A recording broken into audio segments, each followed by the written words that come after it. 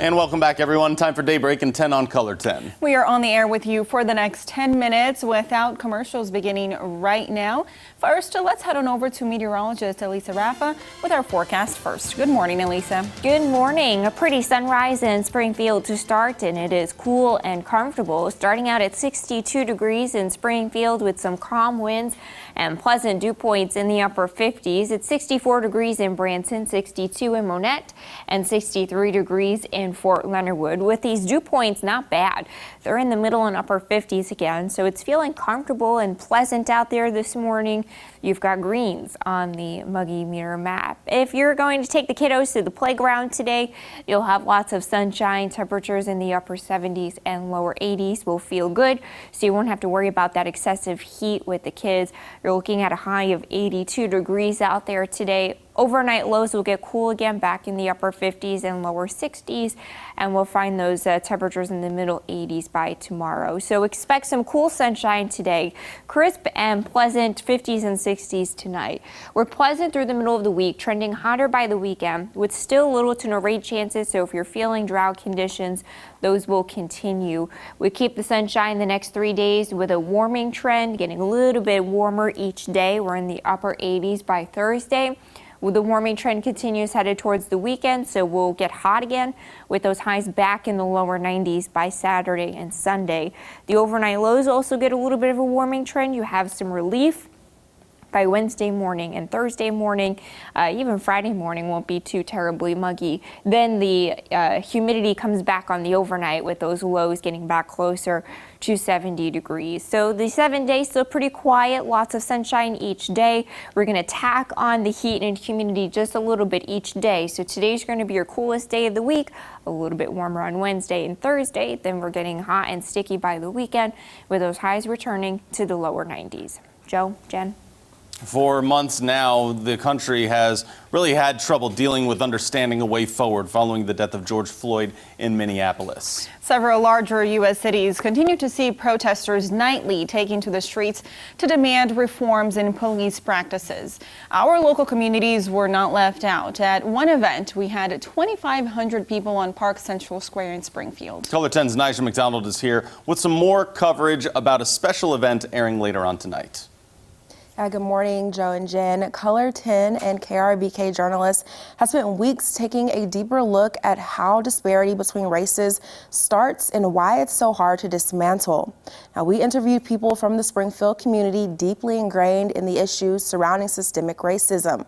Our police chief, our leader of the NAACP, Springfield city manager, a PhD who works within Springfield public schools to enhance inclusivity, and a sociologist and business owner. Now, what they told us was eye-opening. This panel doesn't agree on every issue, especially when it comes to how complaints against the police are handled, but they do agree on one thing: the time for talking might be behind us.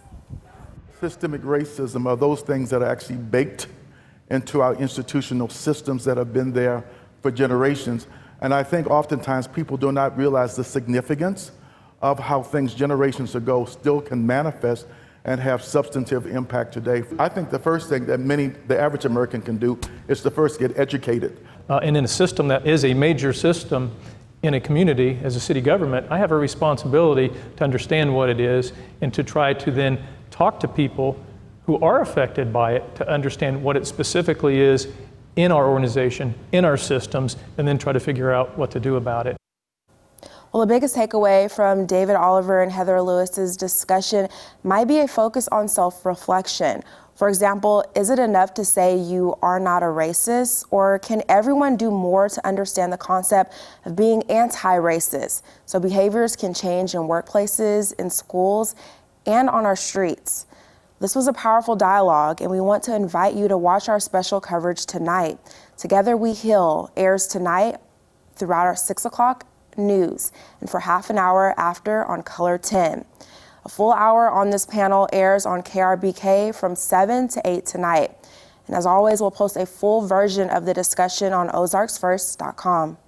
Nija, thank you. City leaders in Ozark voted down a mask ordinance for the town last night. The vote was 3-2 with one alderman abstaining. This is just about a month after Nixa, the other major city in Christian County, voted down a similar bill. The vote was delayed last week after hours of public comment in a special meeting. Mayor Rick Gardner mentioned after that vote that he would have voted against the bill and suggested aldermen bring up a better one. Around the region for you, as Springfield's mask mandate continues, the city of Joplin has ended theirs. The Joplin City Council voted last night to end it after an 8-1 vote. Joplin City Council also approved moving from Phase 2 to Phase 4 of its reopening plan. Phase 4 includes removing occupancy limits on most public spaces, but social distancing restrictions are still in place there. An Osage County bridge collapsed as a semi-truck carrying about 4 times the weight allotted for that bridge crossed over it. According to the Missouri State Highway Patrol, the semi-truck was hauling feed weighing at least 40,000 pounds, about 4 times the bridge's weight limit. This weight does not include the weight of the truck and the trailer. The Highway Patrol said the bridge is posted at 5 tons, the equivalent of about 10,000 pounds. The bridge just passed an inspection last week.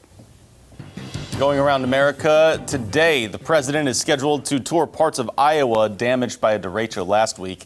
The president will meet with Governor Kim Reynolds and talk about the local, state, and federal response.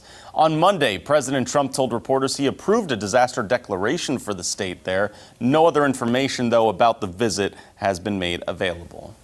Today marks a very special and important anniversary in the United States, 100 years since some women got the right to vote. The Constitution's 19th Amendment was ratified on August 18th of 1920.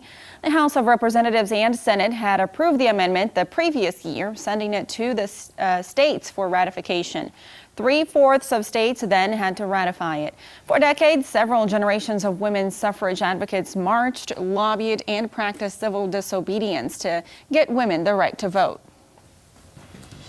And some news around the world for you. A powerful earthquake struck a central Philippine region today. Fallen bricks, cracks in the roads, and other scattered damage were reported, but there have been no reports yet of serious injuries.